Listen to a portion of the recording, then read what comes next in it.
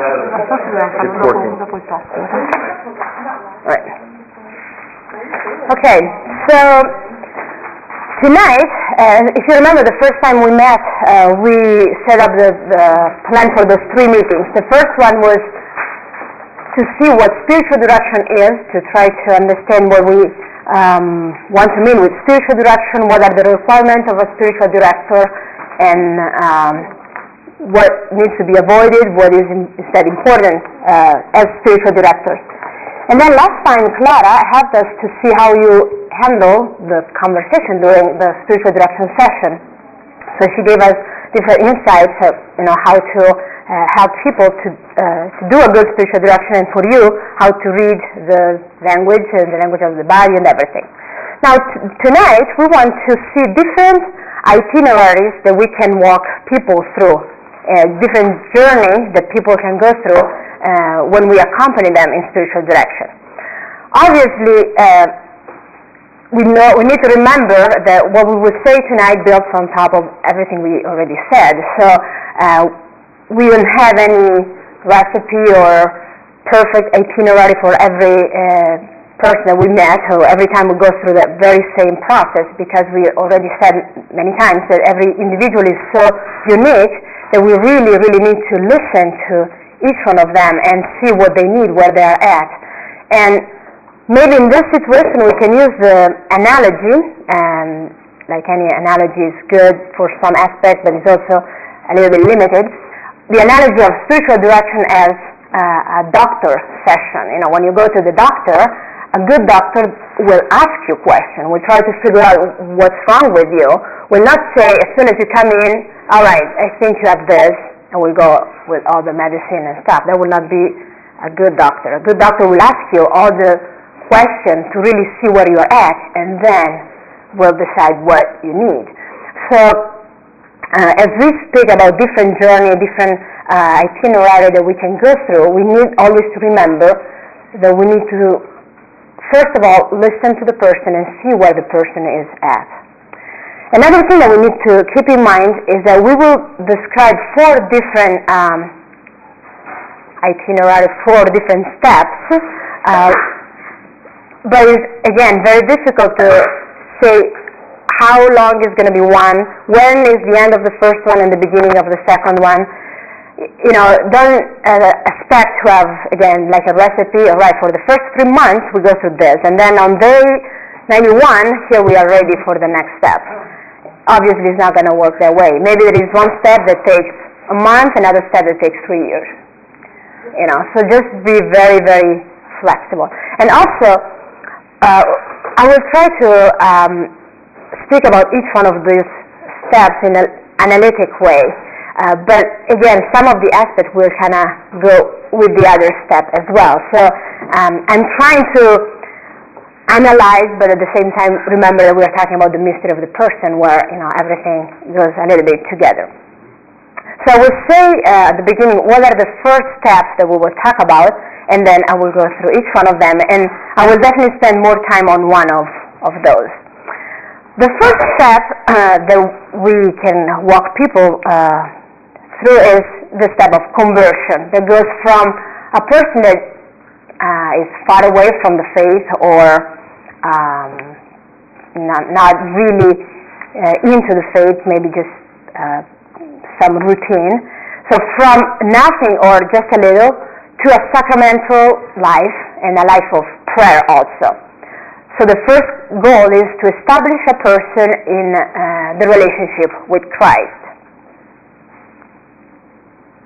And we call this conversion. The second one is Christian life, and guides the person from this sacramental life and life of prayer to a transformation of life. So now the goal is to establish the person into a habit of virtue, to conform himself or herself to Christ. Now, as you can see, these steps, they kind of build on each other. Now, the third one, and this is the one that we will spend more time about tonight, is discernment. So the person moves now from a good Christian life to a consistent listening to the voice of God. And to basically you help the person to establish a habit of discernment. That doesn't apply only to the vocational discernment or specific discernment in life, but has to be something that the person keeps with him or her throughout the whole life. That's why we will spend more time tonight, because it's not just about few individuals, but it's really something that is supposed to cover pretty much all of our life. When we are already converted into the Christian life, then we need to build this habit of discernment. And then the fourth one is vocation, and so the integrity in living vocation, whatever the vocation is. So it's a fidelity to God's call, and basically goes up till the end of our life, when we need to strive to be able to say, now it's not me that lives, but it's Christ that lives in me. So we really need to conform ourselves completely, entirely to Christ.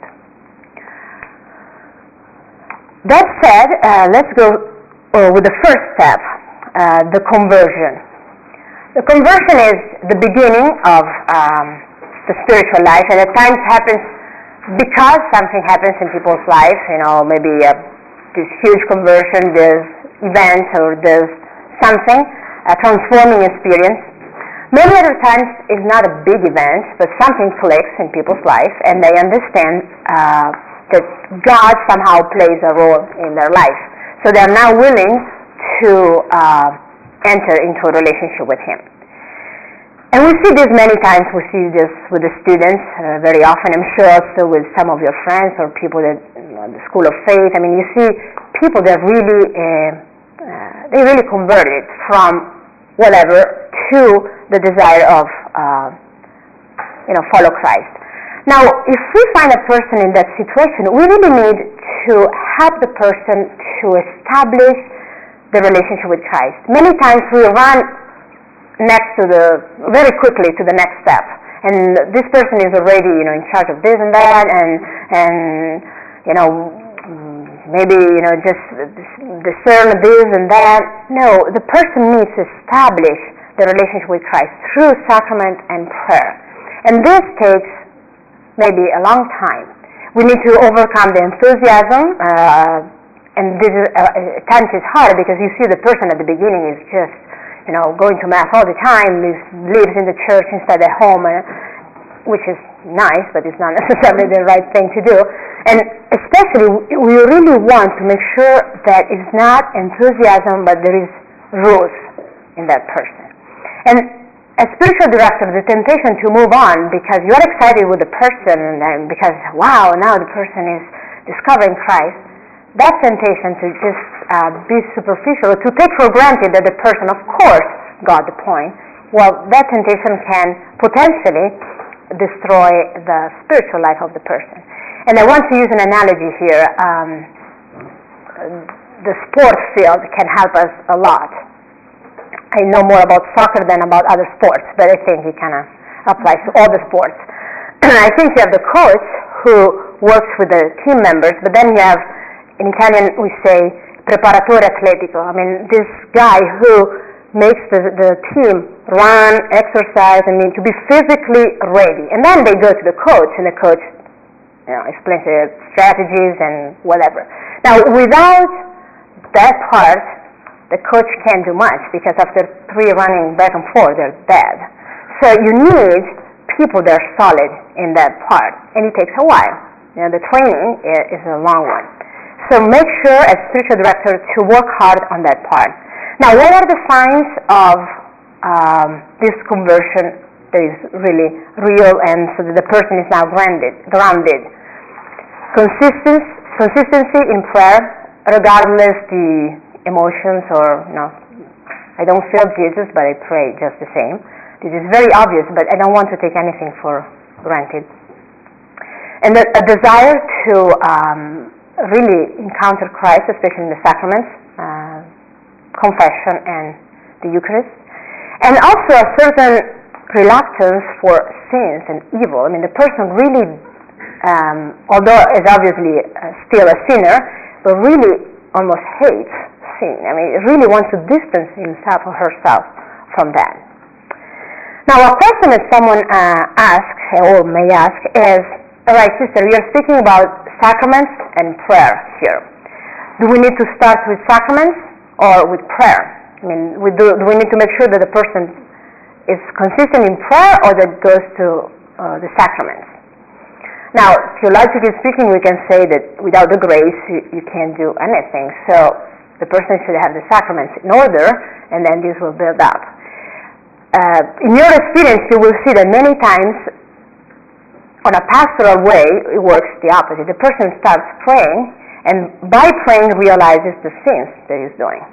So many times people, they're in grave sins, but they don't even realize that they are in grave sin. Now they do meditation, or they do some prayer, and they read, and they're like, oh my gosh, I'm doing something really wrong. Exactly. And now they're ready to go to confession. So technically you want them to go to the sacraments as soon as possible. But at the same time, you need to have them to reach to the point where they understand their sins. And, and this is one of those situations where you really need to see where the person is at. Now, there are people that they realize it right away. It's part of their conversion. Other person, they don't. And it's not because they don't want to see their sins, but really they discover more and more what their sins are. So keep the balance between the two, I would say. So when this stage is accomplished, if we want to use that word, then there is a second one, that is to establish the person in the Christian life, which is a life of virtue. If the journey goes regularly, I would say is the natural continuation. The more you pray, the more you live a life of sacraments, the more you discover that you really want to grow in virtue. And here we need to help the person to really avoid to become a cafeteria Catholic, or those Catholics that they pick some aspect of their faith. Now we want to embrace Christ in all his teaching, everything, So we really want the person to grow as an individual, not in sessions or in aspects of life, but really in integrity. And so we really need some teaching on the virtues, what are the virtues that are needed. And it is in this stage that the best prayer, if the person didn't start with meditation, now is really the point where you want to introduce the person into mental prayer. And why mental prayer? We always say that, but it's because it's really transforming. St. Alfonso Maria de Liguori says that you really can't do meditation and keep staying in mortal sin. There is no way, because if you're really doing meditation. If you're not doing meditation, all right, then. And the reason why is because meditation is that kind of prayer that through the resolution, through the reflection and the prayer through your mind helps you to really transform your life. If you do the meditation right, you don't just read about, it's not a spiritual reading that could be inspiring, but it's not necessarily transforming your life. Through meditation, especially daily meditation and daily resolution, you really transform your life. And so what you want to have the person to do here is to identify the predominant faults or the areas where they struggle the most with their sins or their defects, whatever it may be, and to work consistently and systematically in the opposite virtue. So you don't want the person to stay focused on what they do wrong or their sins or their defects. Now this is just diagnosis. How do you say diagnosis?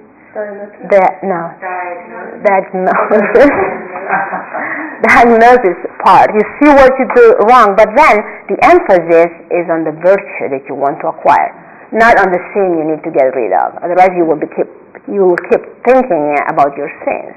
This is not helping you to grow, But it's the virtue that keeps you closer to God. So you want to help the person to see and to see clearly what are the areas or the aspects of their life that they need to grow in. And they could be very different. I mean, a person struggles with one aspect, another person with another one.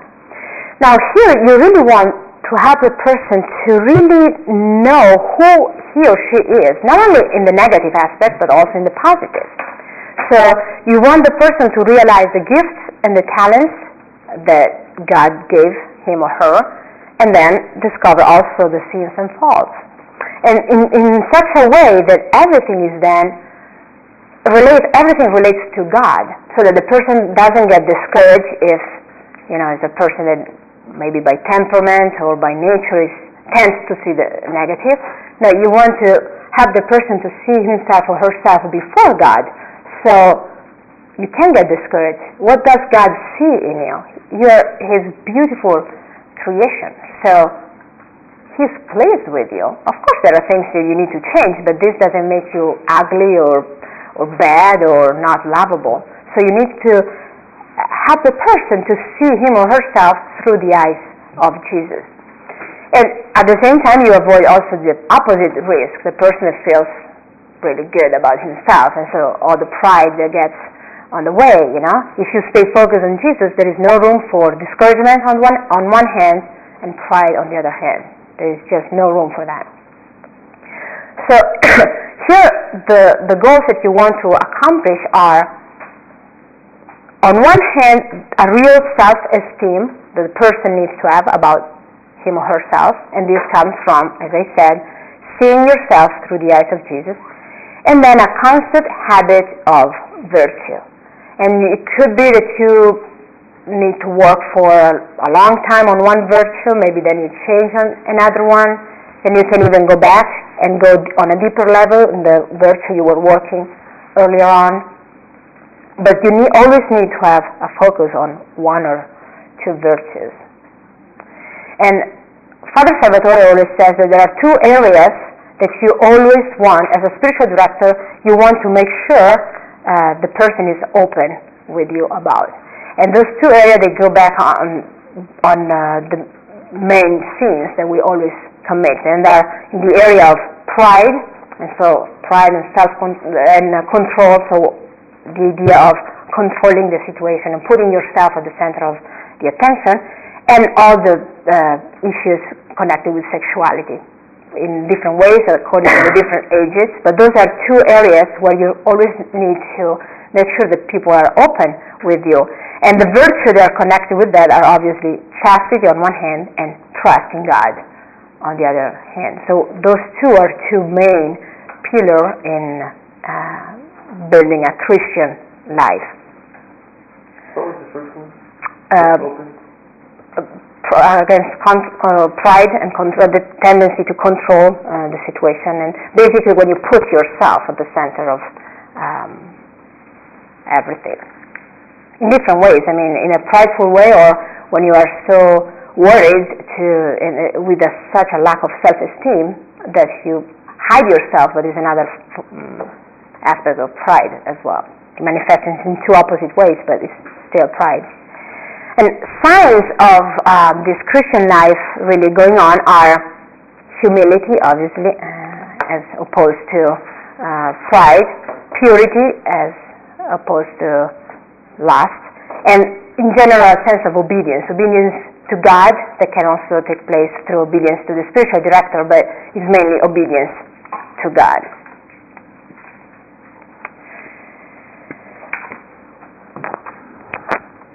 And then we have the third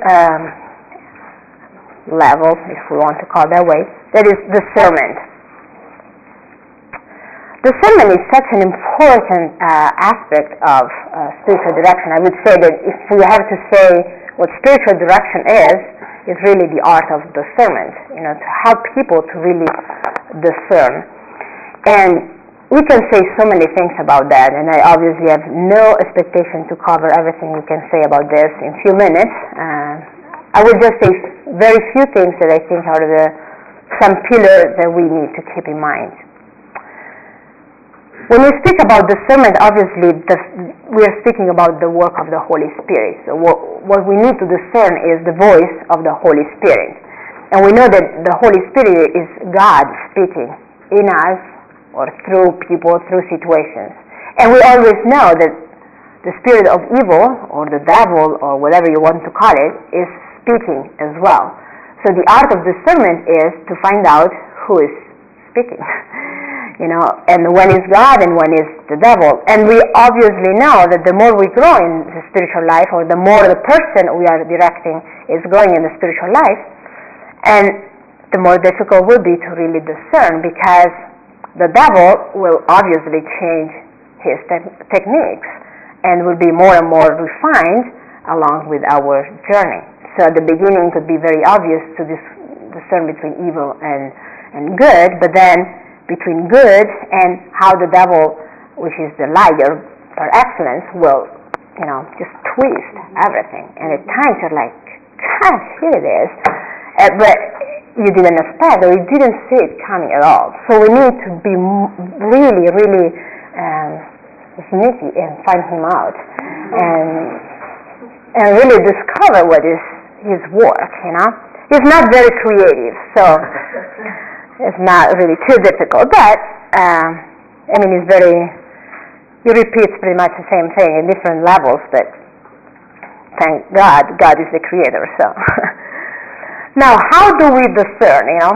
Well, even in the Gospel of Matthew, we have a very basic criterion. From the fruits you will recognize the tree. Now you can say, well, sister, but we want to know before the fruits, so how do we do that?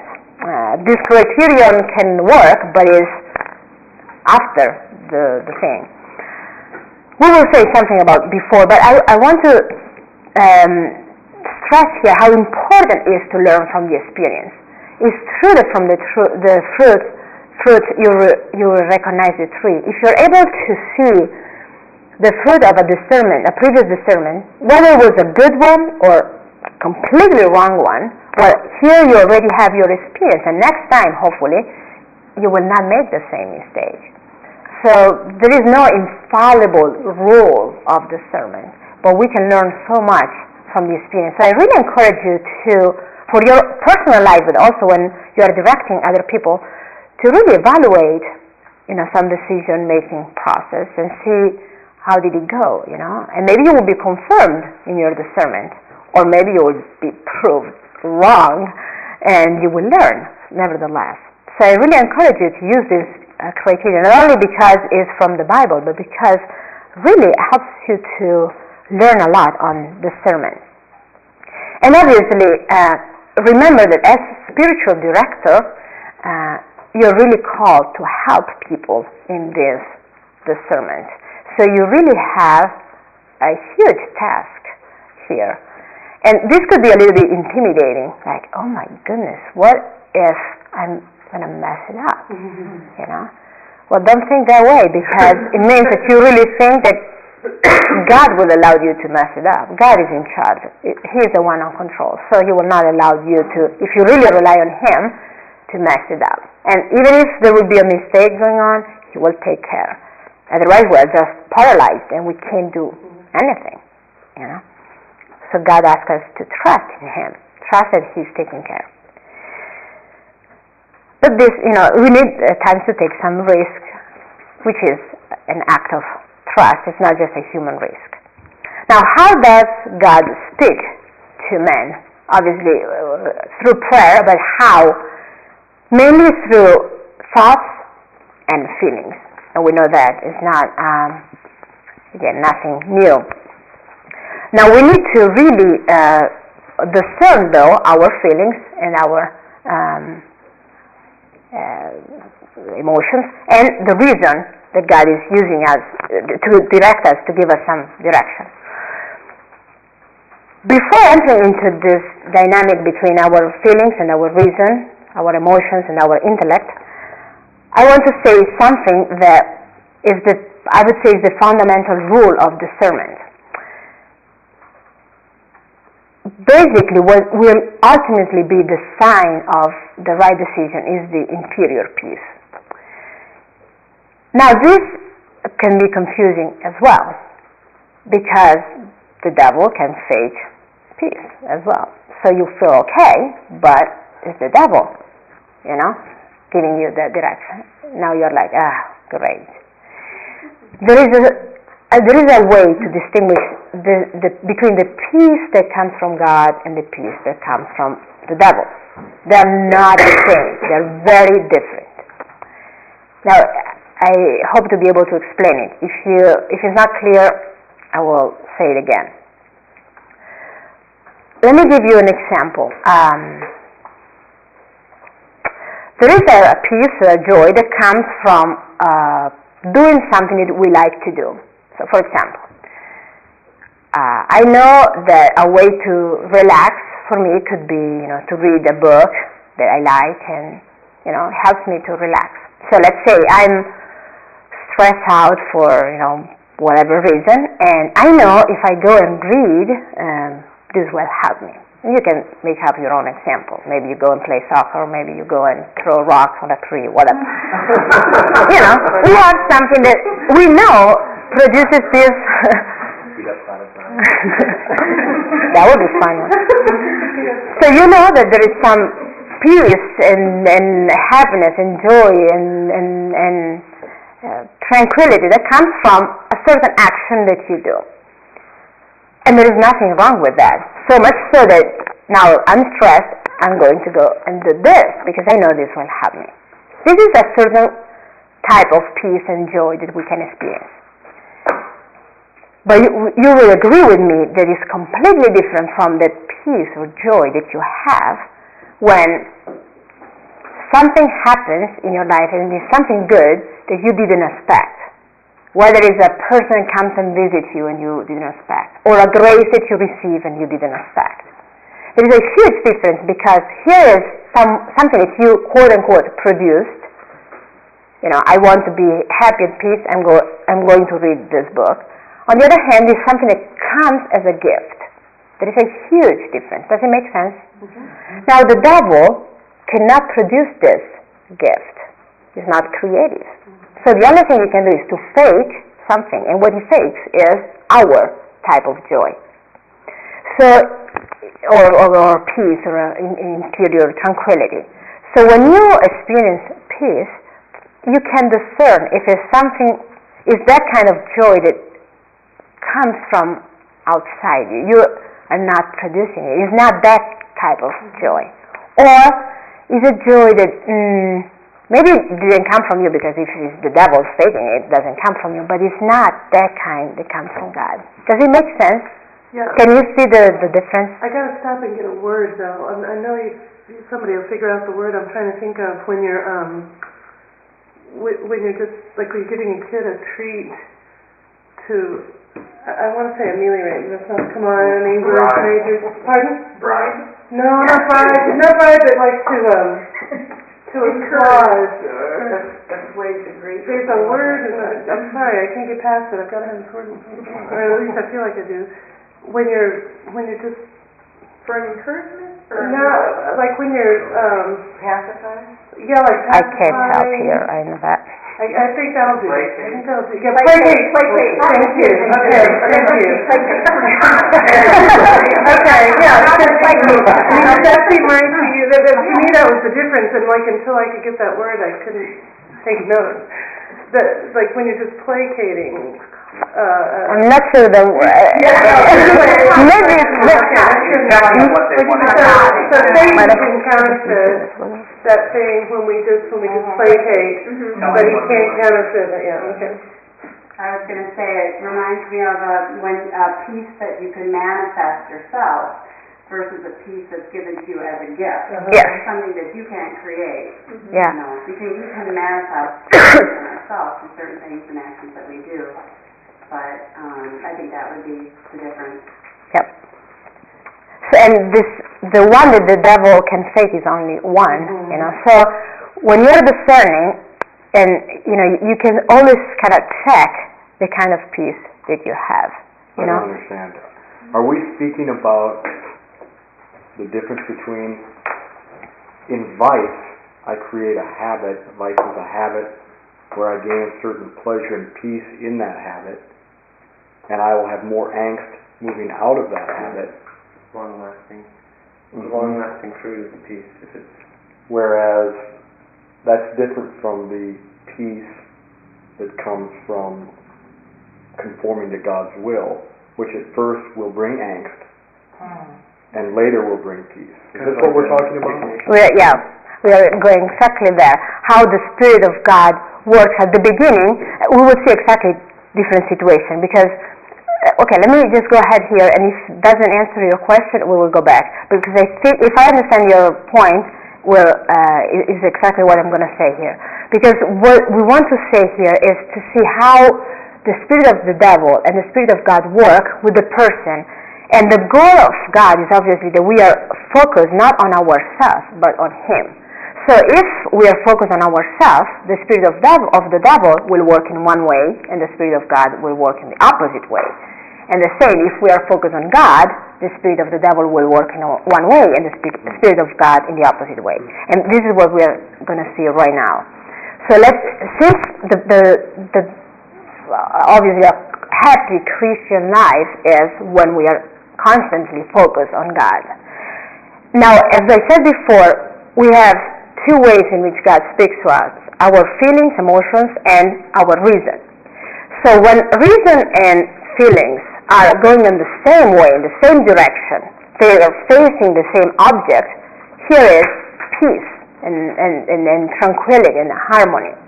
When the feelings are going in one way, the reason is going in the other way, this is when you experience anxiety, frustration, So based on that, when the person is focused just on herself.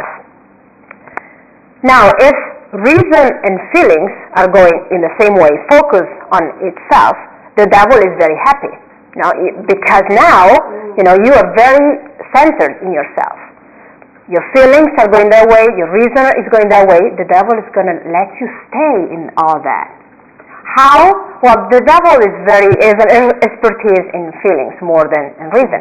So he will nourish all your feelings, you will have a happy life, he will keep you very busy so that, even making sure that you don't have time to think, because if you think, well, maybe you think right. So he will keep you very busy, very focused, and you will have your emotions all right, and you will be happy, things will even go well in your life. This is the way in which the devil will work with your feelings. As far as your reason, it's not that he will ignore your reason. So he will try to nourish your reason with false reasoning. So for example, you're doing something wrong, but he will kind of explain and justify that it's all right, So let's give a very obvious example. A person that is in an affair, adultery. Obviously all the feelings are perfect, so no problem with that. How is the devil working on the reason? Well, you're still taking care of your kids, you're still, with your spouse. It's not that you left, that would be really bad. You do two things, but you're managing it, so don't worry, you'll be all right. This is the way in which he will do it. In a situation like that, how is the Spirit of God working? Now, remember, it's a person that is with feelings and reason oriented towards itself.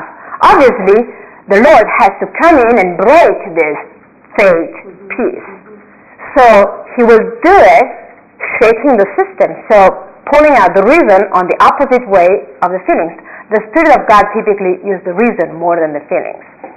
So here he will, break this peace. The person will be all, shaken and maybe in anxiety, but that would be a good one. Why? Because God is restoring now, trying to restore the original plan, helping you to be not focused on yourself, but on Him. So here you have reason on one side, feelings on the other side.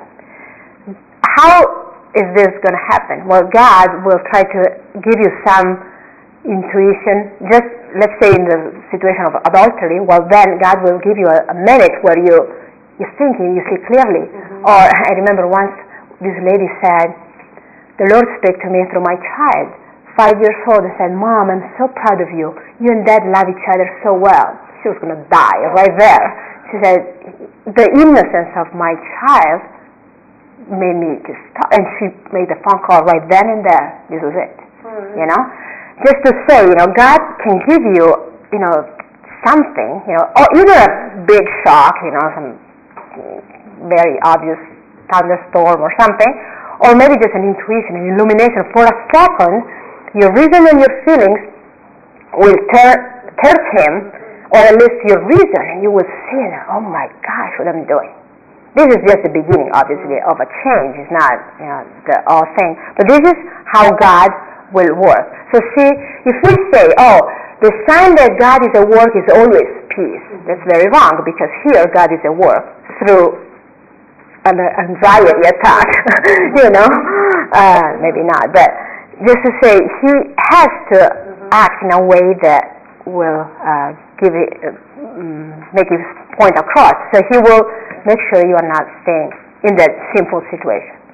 Now, this is where it's always good to begin with making a distinction that we are basing our lives on truth rather than feelings, and then moving to the step of explaining where feelings come in, because in this process of moving from vice to virtue and an integrated life, you're going to have to act against your feelings for much time, and then sooner or later that will reel in your feelings.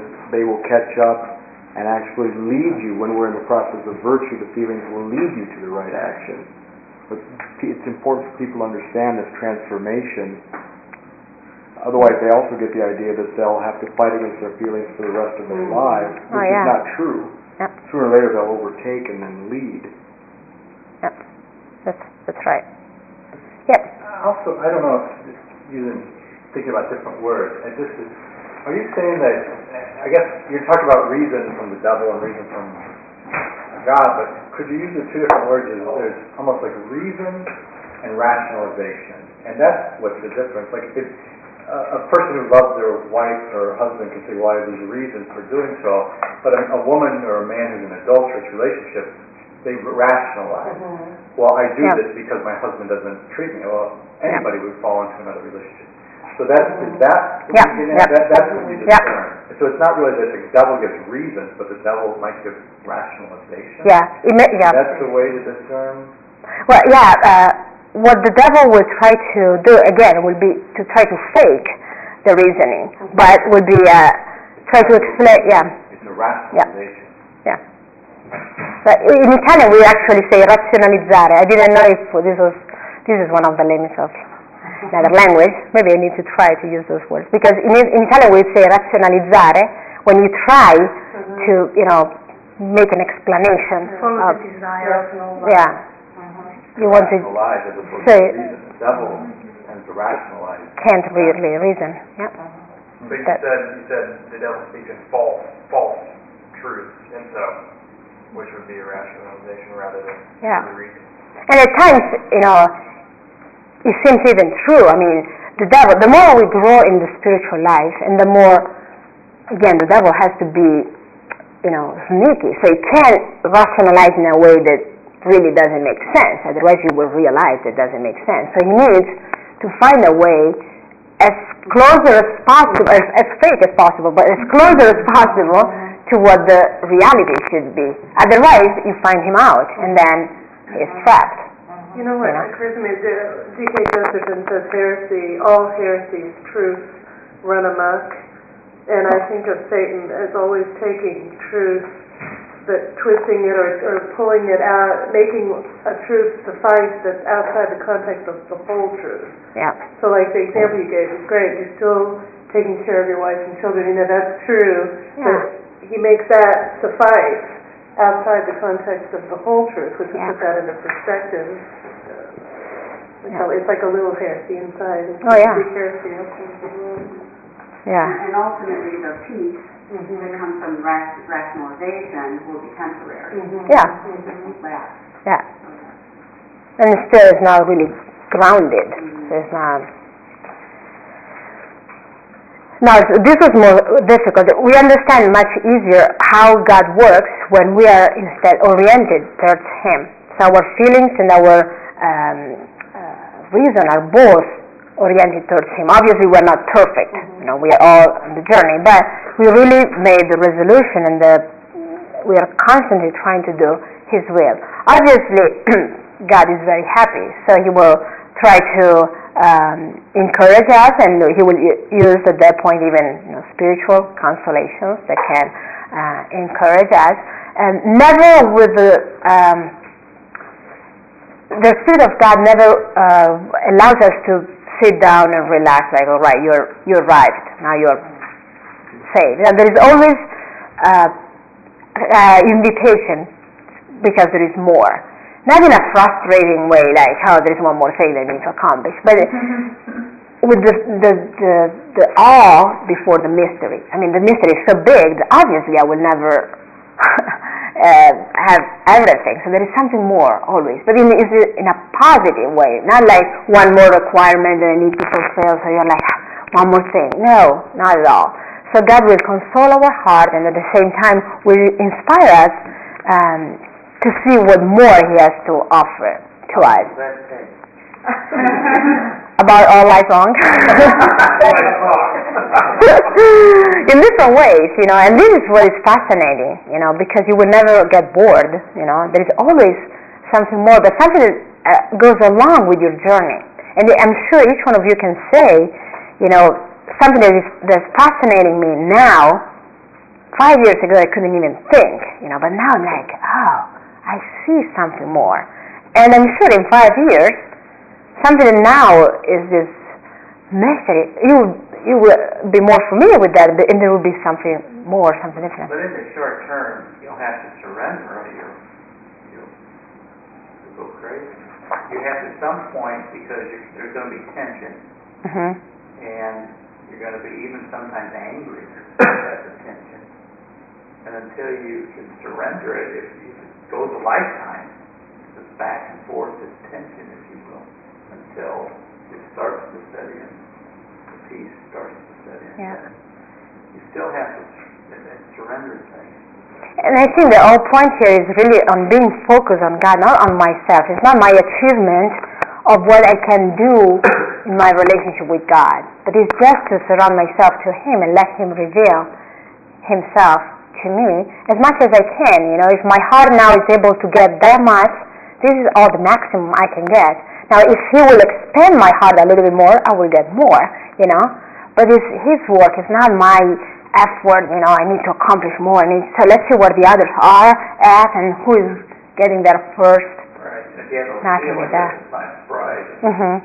And as I find that you're basically still kind of focused on yourself. Where am I at in my relationship? Where am I at in my relationship with God? This is not the point,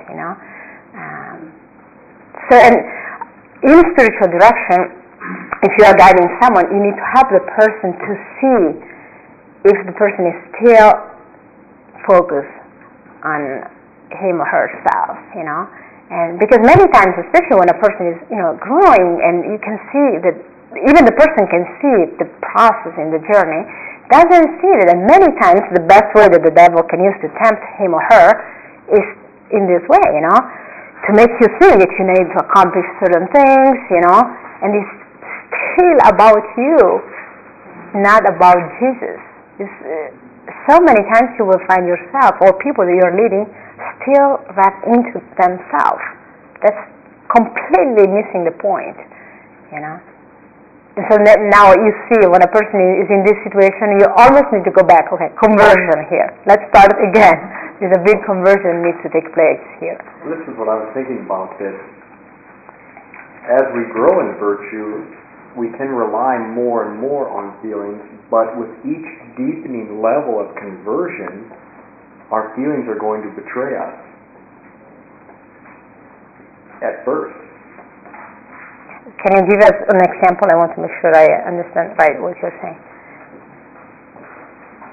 From mortal sin to a state of grace, we understand where our feelings will lead us wrong. But then we make that conversion from, as we're growing to a life of virtue,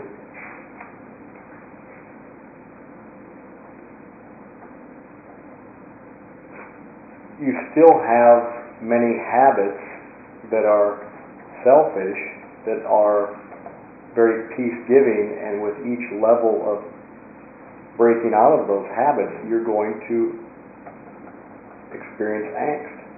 Your feelings will want to hold you in those sinful habits. But at each level of conversion, it's going to be the same process. That's why you're saying you won't go back. You're not going back to this conversion from mortal to a state of grace. Okay. Yeah. It would seem to me, though, if you stay consistent moving forward, eventually they fall by the wayside a little bit because you're advancing. You might go back and forth on that for a while, but if you continue to persist, it would seem that the grace will come through. You go through a conversion and all of a sudden watching TV is a big deal, or sports isn't a big deal, or golf isn't a big deal. It just goes away. And it doesn't come back. It really doesn't come back. Maybe not for that specific habit, but it'll be maybe equally hard at the next habit. No question about it. They'll challenge, and then you have to go through this thing. I think you discover that your spiritual life becomes more and more kind of refined in a sense, and you discover more things that you need to work on, things that now they don't bother you in 5 years would bother you. This is, the idea. So on one hand, yes, you need to go through the same process of conversion in another aspect of it. But this is no frustration in that either, because again, it's God leading us to a deeper and deeper intimacy with Him.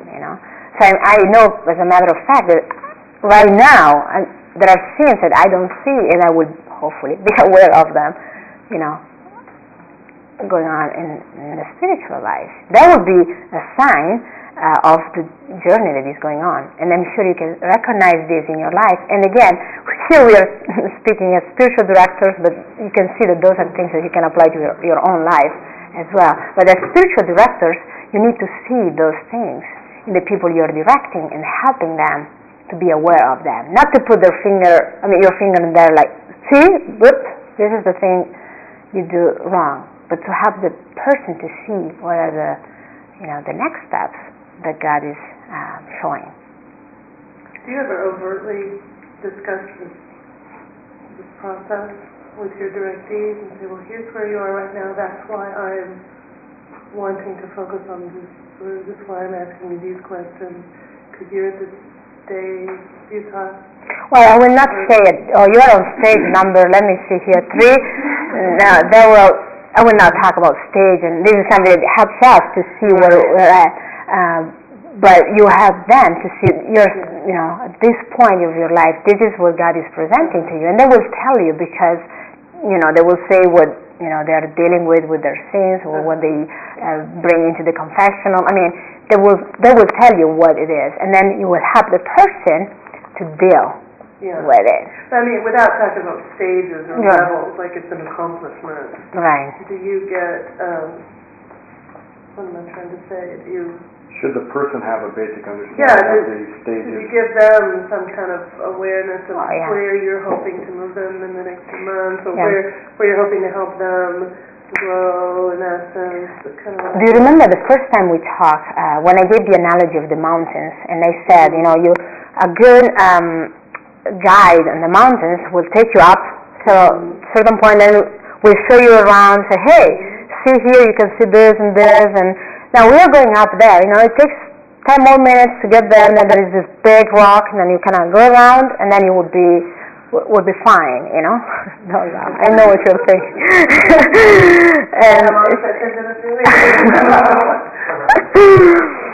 And so I think, we don't. You can't really say, okay, now it takes us like 3 more sessions to work. You can't say that, but we're working on this, and we will move to this, and you always need to have the person to see the whole journey, to zoom from the particular situation in which the person is to the big picture.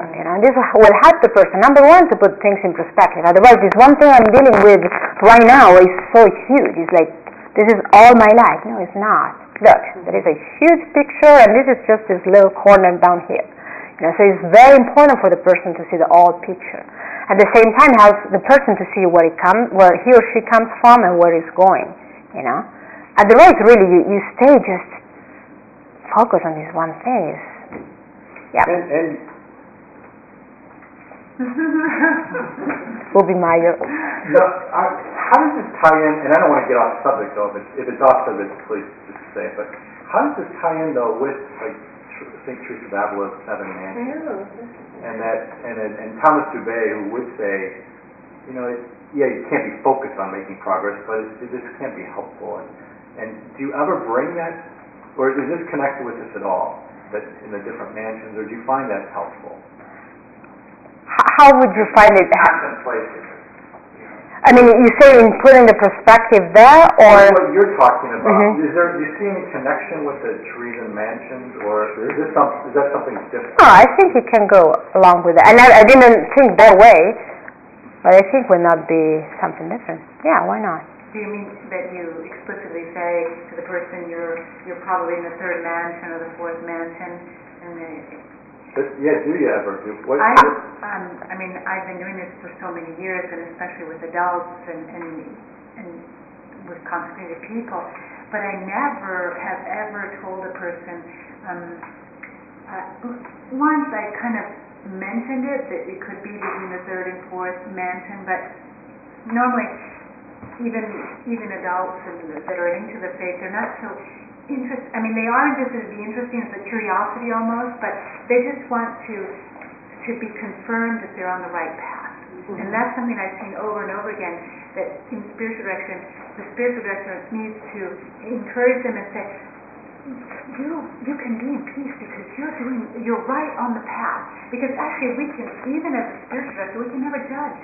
Jesus can never judge, not in good and not in bad. We have to have some kind of judgment, obviously, because in our best sign is their virtue. In fact, for example, once in a blue moon, it may happen, and you have someone that comes that's even more, I'll give you two at a time, they have extraordinary phenomena. Once in a blue moon, that can happen. And so, what do? A lot of people confuse and think that's a sign of holiness. But it could be for some people. But and it's helpful. So you're always bringing them back to what? To prayer and the life of virtue. That is the greatest sign for us spiritual mentors and guides and directors and fathers and mothers to see. Are they growing in virtue? Can we see that? Is that coming about? If that's not coming about, something's off. So what I never, like I said, I speak because I'm the eldest of the community here and have a year or two or more in experience of this, and I see over and over, it's just confirming them. You're on the right path. Continue this way. And analyzing, like Ellen said, the virtue.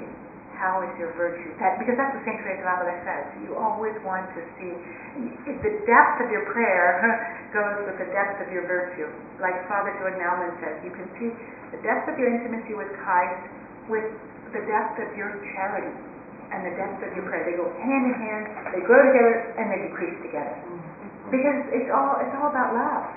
It's about love with God and then union with God. And if I'm ever more bonded and united with Him, I'm going to be loving my brothers and sisters more and more. That's the infallible. So I never really talk about we're at the third level, fourth level, fifth level.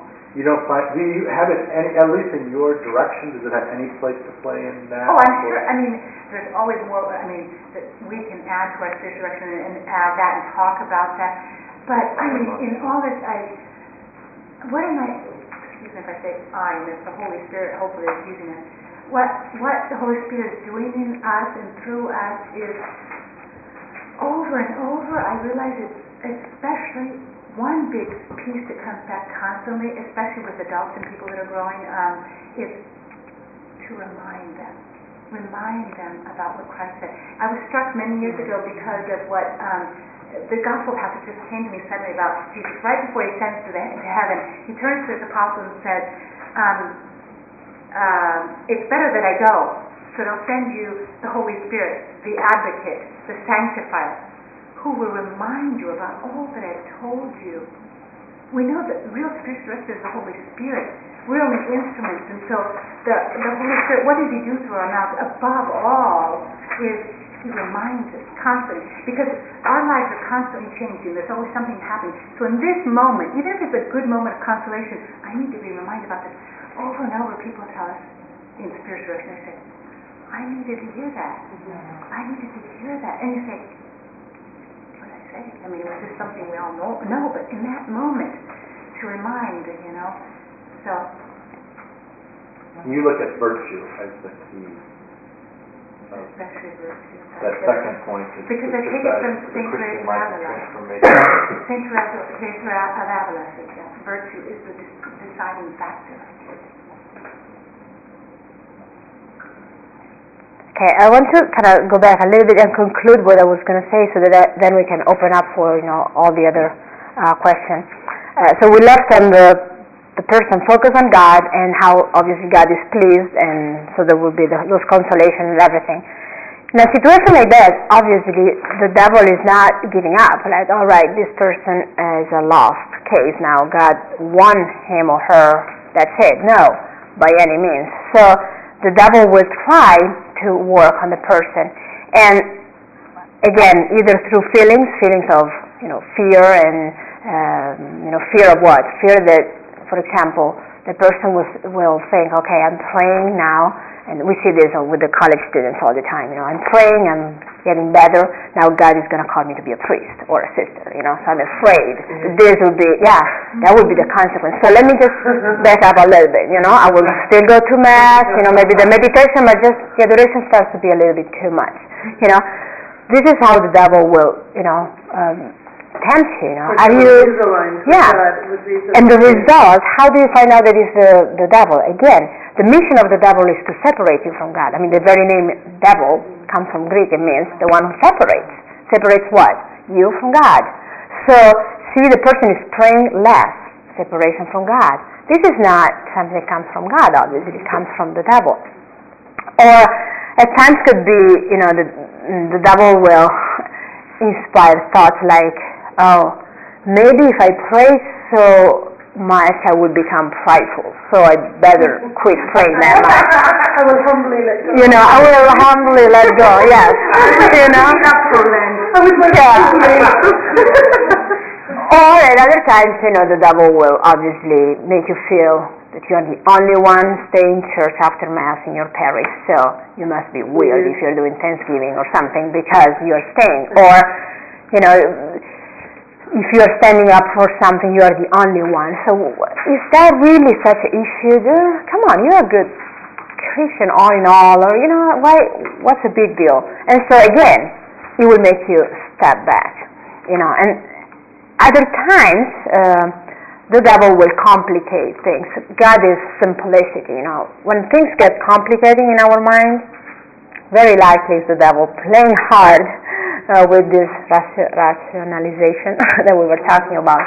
So you really want to be careful, because God is simplicity. When things get so complicated, you want to stop the person and say, okay, God is simplicity, so let's back up a little bit here and find the most important pieces and let the rest go. So those are some of the ways in which the devil will work. Now here, we can say, what? So it's either the devil or a Jesuit.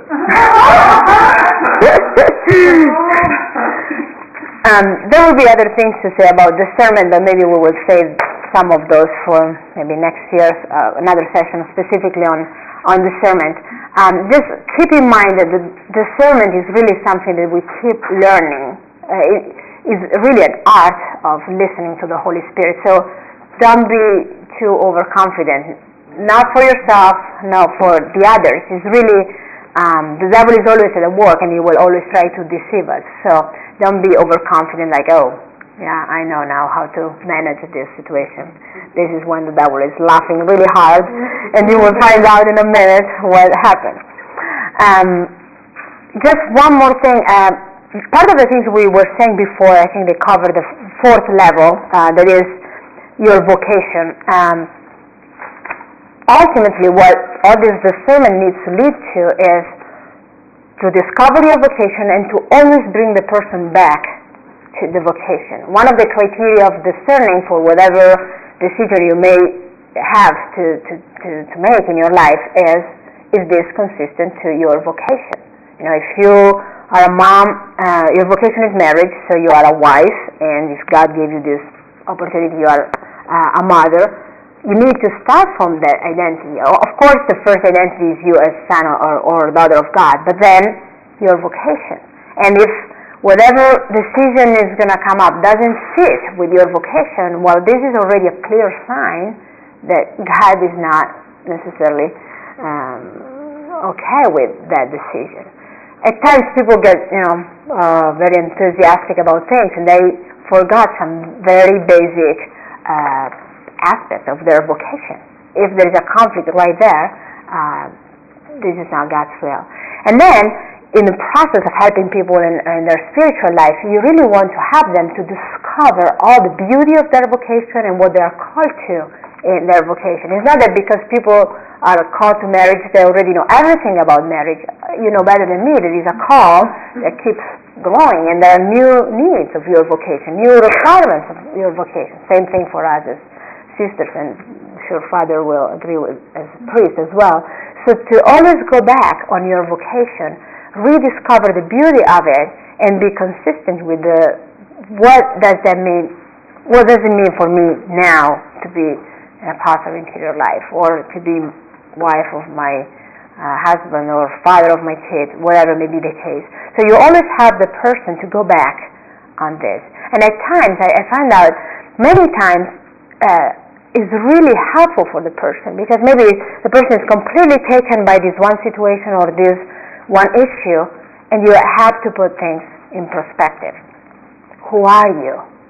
A daughter of God, a wife, a mother, a friend of your friends, a co-worker of, whatever may be the case of the person. But make sure to have things in the right order. So what if they haven't discerned a vocation yet? I'm thinking of a single woman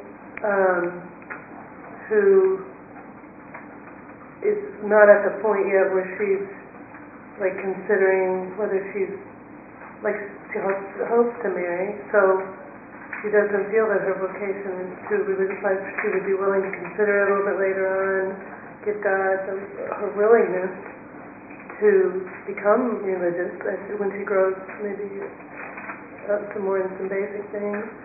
Currently is not married and hopes to marry, in that kind of iffy area.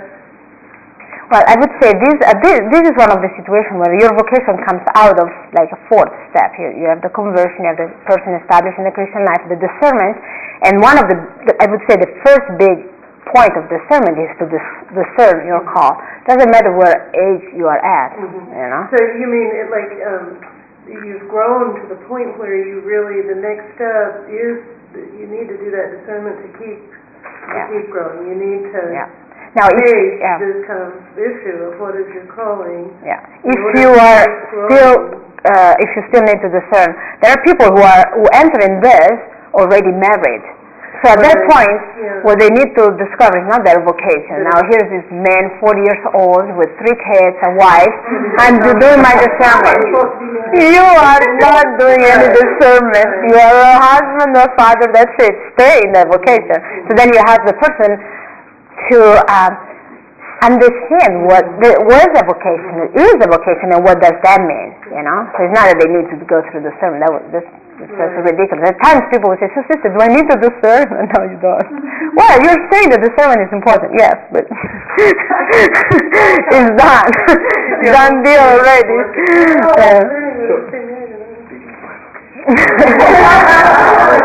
Say hi to your wife.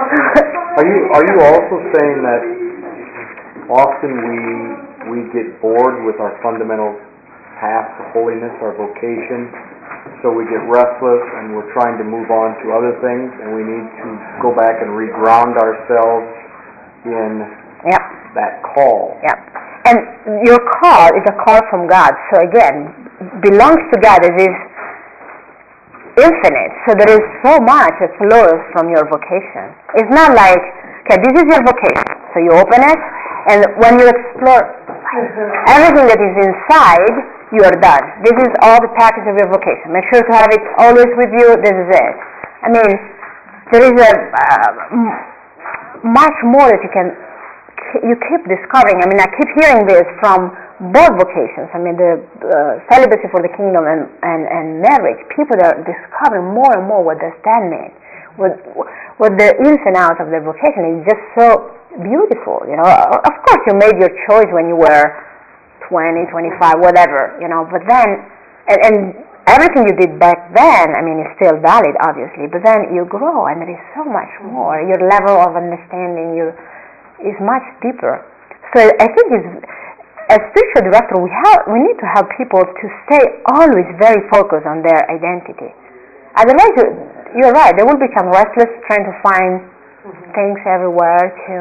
Just use all the graces and the instruments that are proper of your vocation. I think part of what you need to do is to help discern for ourselves what's the authentic unfolding of, like this whole group, we've said we're going to move slow, we're going to be very careful to let it unfold organically and authentically. What's unfolding is part of our vocation, which can be multifaceted, versus what we're just putting on in addition maybe to distract ourselves from, What's the fulfillment, what's the distraction? Right. And I think sometimes you have to carve things away to find out what unfolds there. And I think you need to go back to the integrity of your vocation, which means make sure to have everything, not extras, but everything So it's not that belongs to to it. one thing, but it's to have everything that you do unfold from one center rather than what is the one thing I have to do. Exactly. Frankly, if it was just, If I'm a mom, I nursed a baby today, I did my vocation. Yes. That was all there was. Yeah. And here, obviously, there are virtues that are very involved with that, fidelity being the biggest one probably, but also, the perseverance, because maybe you discover something in your vocation that you didn't quite consider before, and you're like, well, one thing? I'm just being generous, more than one. So basically the whole point of this step is to stay in the love that God is revealing to you and asks you to embrace and to live out in your vocation. One more thing I want to say, and this will be really a conclusion so that then we can really share, is one thing that can maybe help people in their journey is to have a companion that is, not just their friends or people that are growing with, but at least I find this very helpful for quite a few people, to find a saint, a patron saint that will help them. And obviously, you maybe, knowing the person, you can advise one saint versus another one, or you can encourage the person to find the saint. So this is already a formation you can give right then and there. If you are with Sister Susan, you're going to get St. Joseph. So, and then the best companion. Look.